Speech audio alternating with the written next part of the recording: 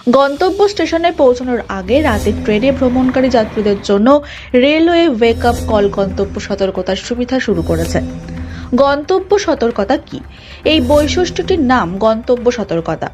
সুবিধা চালু হলে গন্তব্য স্টেশনে পৌঁছানোর আগেই মোবাইলে অ্যালার্ম বেজে উঠবে।